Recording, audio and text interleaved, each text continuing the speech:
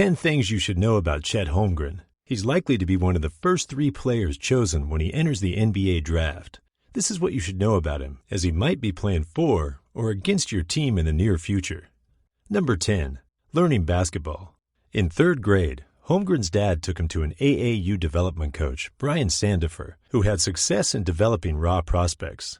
Sandifer recalled when he first met Holmgren, he didn't see a future star. In fact, he wasn't even sure he saw a roster spot for Chet on his youth team. Holmgren went to the first tryout in cargo shorts, a polo shirt, and a bowl cut. Sandifer described Holmgren as really long, frail, and really weak, but decided to give him a roster spot as his dad was so tall. Joining the program was a challenge for Chet, who had height but a shortage of skills. I cried the first week of practice every practice, Chet said. I just couldn't handle it. But the way I was born, I've never really been somebody to take a hit and just lay there. I'll get hit and I'll get back up.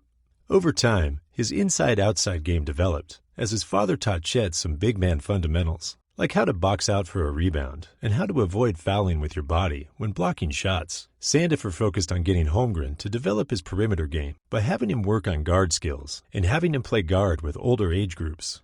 Number 9. Family of bigs. Chet Holmgren comes from a tall family. His mom is 5'10", and his dad is 7 feet tall. His dad played basketball at the University of Minnesota in the late 1980s. However, his career was limited to 57 games due to bad knees. Chet Holmgren's siblings are all tall as well, as his little, or his younger sister, is 6'6", and his older sister is 6'4". Number 8. The growth spurt. Holmgren was a bench player from 3rd to 7th grade, often getting little court time. However, he used that time to develop his shot and skills. Holmgren was always pretty tall, as he was 6'2" at the start of 8th grade. But then he shot up a ridiculous 7 inches during the school year and was 6'9" by the start of 9th grade. He recalled that he knew he was growing, as he was eating and sleeping more than normal. Growing that fast caused him to experience growing pains in his knees and shins, which settled with physical therapy treatment. He also struggled with offensive moves, as it took time to adjust to doing his moves as a 6'9" player. In the 9th grade, he started to see playing time on the varsity squad, primarily as a defensive specialist, but he also started to show flashes on offense. Number 7. Being 7 foot. Holmgren wears the number 34, not because he likes the number, but because it's the only jersey that Minnehaha had that fit him. When you go from 6'2" to over 7 foot, the increased height becomes a blessing and a curse. His basketball game flourished, but daily struggles popped up, as he found that he struggled to fit into normal airplane seats. He couldn't go to the mall without being asked for an autograph by someone who didn't know his name. And he couldn't buy his favorite shoes, Nike Huaraches, since they only go up to size 14, and he's a size 16. Number 6. Jalen Suggs.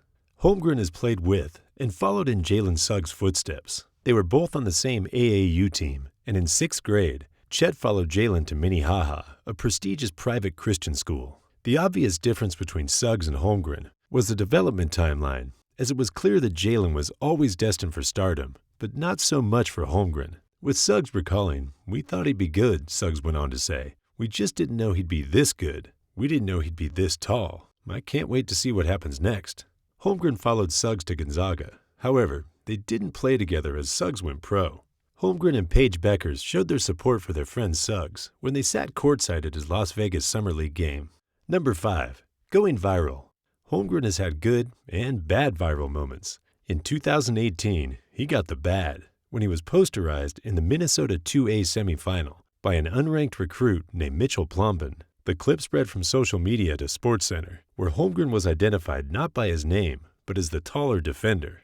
But then, Holmgren went viral again in 2019 at Steph Curry's SC30 Select Camp, when he took Curry off the dribble and had a monster dunk. Holmgren said Curry took it in good spirit, as after the game, Curry congratulated him, telling Holmgren, "You got me on that one." Once the highlight started spreading, his Instagram blew up, as he got more than 500,000 visits the week the clip went viral. Number 4. Taking on Sierra Canyon and Bronny. His legend continued to grow in 2020, when 15,000 fans came to watch a high school game, which was shown on ESPN. Sierra Canyon traveled to Minneapolis to take on Minnehaha. Sierra Canyon always generates interest with Bronny James. However, the main draw of the game was Jalen Suggs versus BJ Boston. But during the game, Holmgren got a chance to showcase his skills on a big stage, as he finished with 9 points, 10 rebounds, and 12 blocks in a game which Minnehaha won easily by 20 points.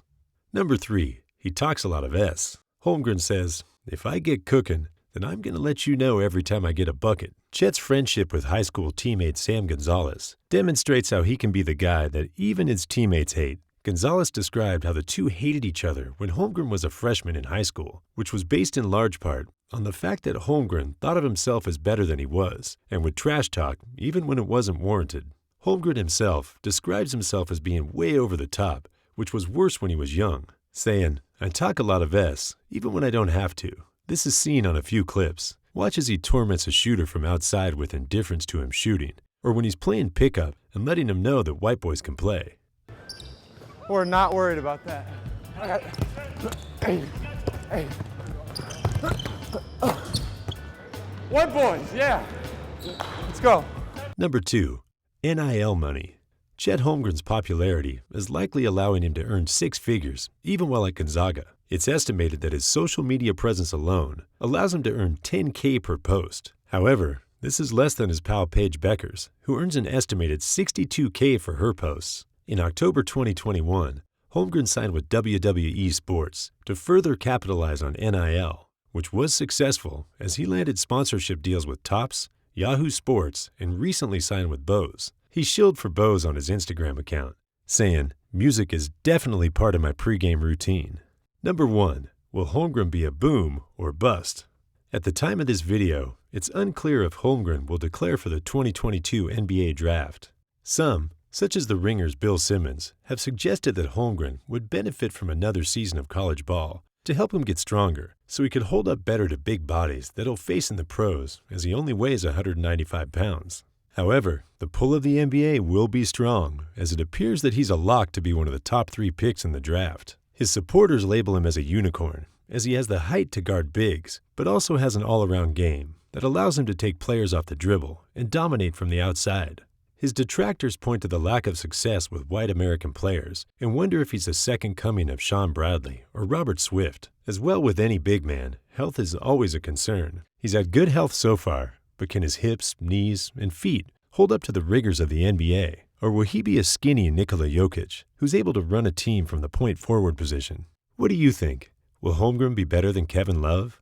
Or is he too underweight and be an injury disaster that'll be routinely posterized in the NBA?